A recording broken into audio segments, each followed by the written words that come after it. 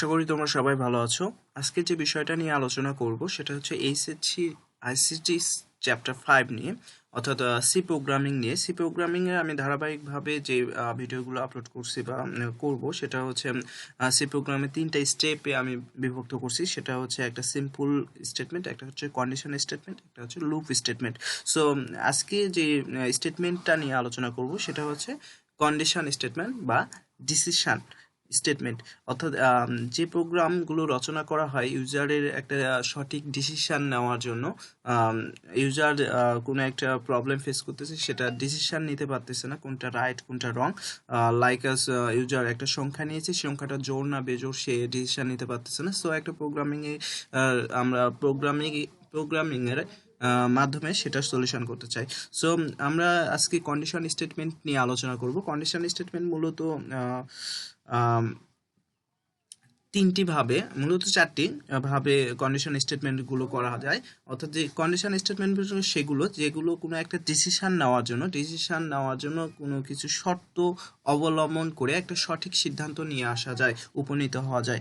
লাইকাস মনে করো তুমি একটা সাল আছে বা ইয়ার আছে, সেই ইয়ারটা লিপ ইয়ার কি নট লিপ ইয়ার বা নন লিপ ইয়ার সেটা ইউজার জানে না। সো এই প্রোগ্রামিং এর মাধ্যমে সেই সালটাকে ডিসিশন নেওয়া যায়।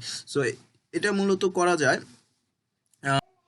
এই যে দেখো, এটা হচ্ছে প্রথম স্টেটমেন্ট, সেটা হচ্ছে ইফ স্টেটমেন্ট। অর্থাৎ যে স্টেটমেন্টে একটি মাত্র শর্ত থাকলেই হয়, অর্থাৎ ইফ স্টেটমেন্টে একটি মাত্র শর্ত হলেই সেটা সলিউশন করা যায়। সরি, এটা একটু মিস্টেক।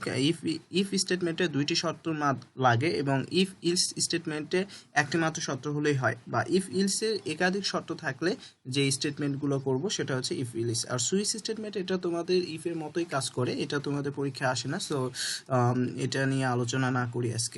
ওকে, সো আমাদের যে প্রবলেমগুলো হয়, ইউজার কোনো একটা প্রবলেম ফেস করে, সেটা ডিসিশন নিতে পারে না। এটা দুই ধরনের, যদি কোনো রকম দুই ধরনের হয়, অর্থাৎ জোড় না বেজোড়, লিপিয়ার না নন লিপিয়ার, ছোট না বড়, এ ধরনের যখন কোনো কিছু হয় তখন আমরা ইফ স্টেটমেন্টটা ব্যবহার করি।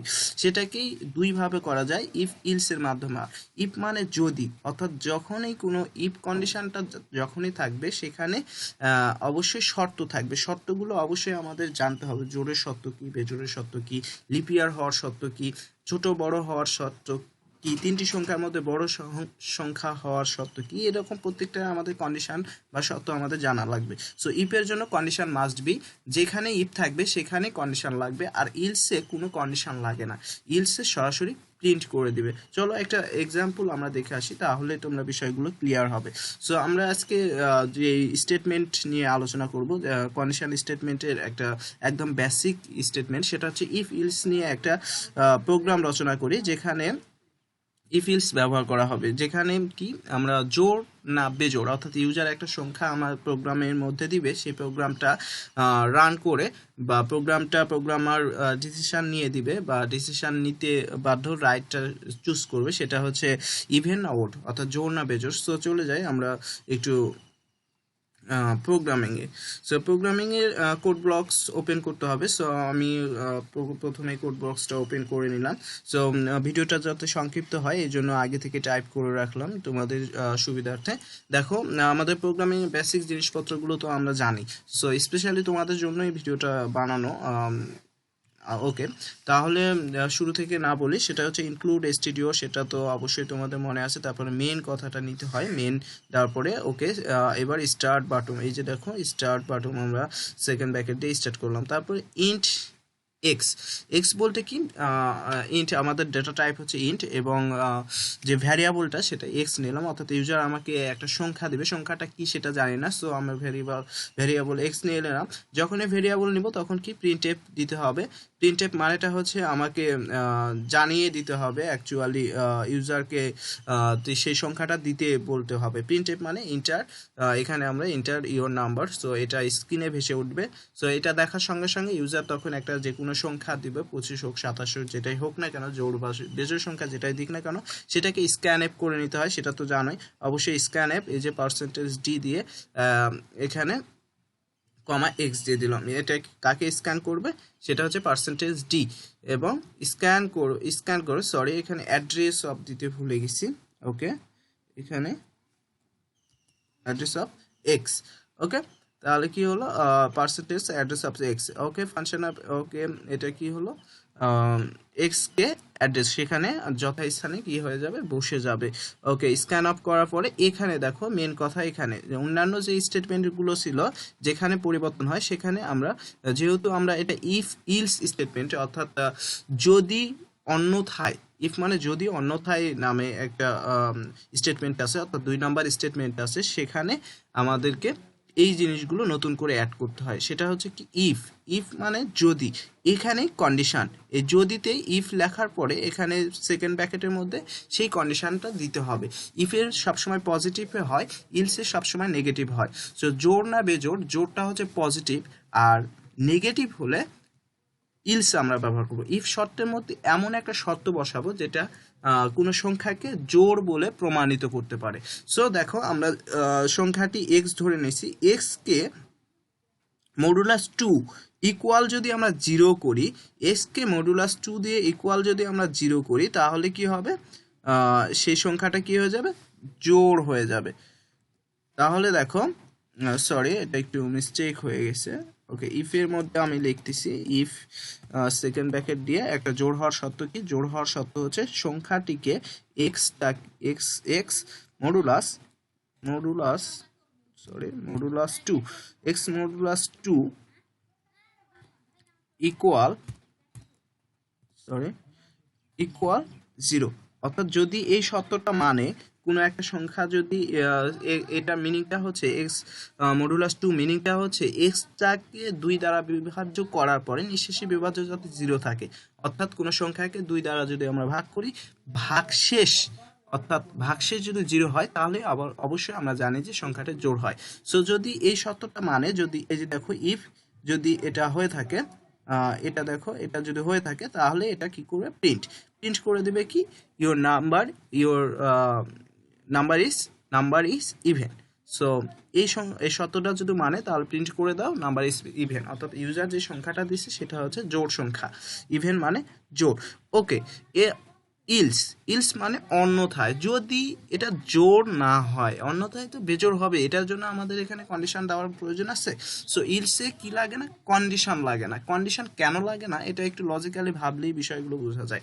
ইফে যে কন্ডিশনটা আছে সেটা হচ্ছে জোড়ে, অর্থাৎ জোড় যদি সংখ্যাটা না হয় তাহলে তো অবশ্যই বেজোড় হবে। সো ইলসে কি, জাস্ট সরাসরি এখানে কোনো কন্ডিশন নাই। এখানে যাবো, দেখো এখানে কন্ডিশন ছিল, এই যে কন্ডিশন এক্স কে 2 দ্বারা ভাগ করলে নিঃশেষে বিভাজ্য। সো ইলসে এখানে কোনো কন্ডিশন নাই। সো কি করলাম, এখানে ইলস লেখার সঙ্গে সঙ্গে প্রিন্টএফ দিয়ে দিলাম, printf your number is odd. So এখানে যদি ইভেন না হয় তাহলে অবশ্যই ওড হবে। সো এই যে প্রোগ্রামটা রচনা তারপরে শেষ করে দিলাম। অবশ্যই মনে রাখো ইফ কন্ডিশন দেওয়ার পরে এখানে কোনো সেমিকলন দেই নাই, আমি সেমিকলন দেই নাই। সো ইফ বা ইলসে কখনো সেমি, এটা যদি তোমাদের পরীক্ষামূলক যেটা হয় জোর না বেজোর, সেখানে যদি ইফই বলে, ইফ স্টেটমেন্টেই করো, ইলস করা যাবে না, তাহলে এখানে আবারও ইফ লিখতে হবে। ইফ লেখার পরে এবার বেজোর হওয়ার কন্ডিশন, এই যে বলছিলাম ইফ এ 2টা কন্ডিশন লাগে, ইফ ইলসে একটা, আর একাধিক কন্ডিশন কোনটাতে লাগে, যেটাতে লাগে ইলিস ইফে। সো এখানে যদি কন্ডিশনটা দিয়ে দিই, আমি দেখো কন্ডিশনটা দেখছি এক্স পার্সেন্টেজ 2, ঠিক আছে, বেজোড় হওয়ার শর্ত কি, ডবল ইকুয়াল 1, অর্থাৎ কোনো সংখ্যাকে যদি 2 দ্বারা ভাগ করি, সেটা ভাগশেষ নিঃশেষে বিভাজ্য যদি 1 হয়, তাহলে সংখ্যাটি কি হয়, ওড হয়। সো ইফ এর জন্য 2টা কন্ডিশন, এটাও যদি রান করি, দেখো কপি করো, আমি এটা ডিসক্রিপশন বক্সে এটা দিয়ে দিব, নি তোমরা এটা কপি করে ইয়ে করো। ওকে, ঠিক সিমিলার ভাবে আরেকটু দেখি আমরা অন্যান্য যে কন্ডিশন স্টেটমেন্ট, তাহলে বুঝলাম ইফ এ লাগে একটি, ইফে লাগে 2টি কর্ণের শর্ত, ইফ ইলসে লাগে একটি, ইলিস ইফে একাধিক, বা সুইসে এটা লাগে না যদিও। ওকে, সো এটা আমরা কি করে দিলাম। ওকে, তোমরা আরেকটু দেখো, সেটা হচ্ছে আরেকটা আমরা দেখি, সেটা হচ্ছে অ্যালগোরিদম এবং ফ্লোচার্টটা কীরকম ভাবে হবে। সো অ্যালগোরিদম এবং ফ্লোচার্টটা একদম, অ্যালগোরিদম তো একদমই ইজি। সো শুরু করি, তার ইনপুটের মান গ্রহণ করি, এটা শর্ত যাচাই করি, ইয়েস হলে প্রিন্ট করবা লিপিয়ার, আর নো হলে নট লিপ ইয়ার। সো এখানে আমরা এই ইয়েটা দেখতে পাচ্ছি, এই যে স্টার্ট ইনপুট এক্স, তারপরে লিপ ইয়ারের এখানে কন্ডিশন। সো কোনো একটা সাল লিপ ইয়ার না নন লিপ ইয়ার এটার জন্য।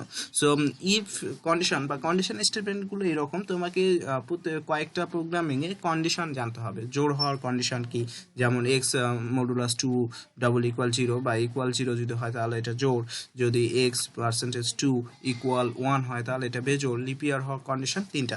সেটা হচ্ছে কোনো ইয়ারকে যদি আমরা 400 দ্বারা ভাগ করি নিঃশেষে বিভাজ্য যদি 0, এবং কোনো ইয়ারকে 100 ফ্যাক্টোরিয়াল ইকুয়াল যদি 0 হয়, এবং সেই ইয়ারকে যদি 4 দ্বারা ভাগ করে নিঃশেষে বিভাজ্য যদি 0 থাকে, তাহলে এটা কি হবে, লিপ ইয়ার হবে।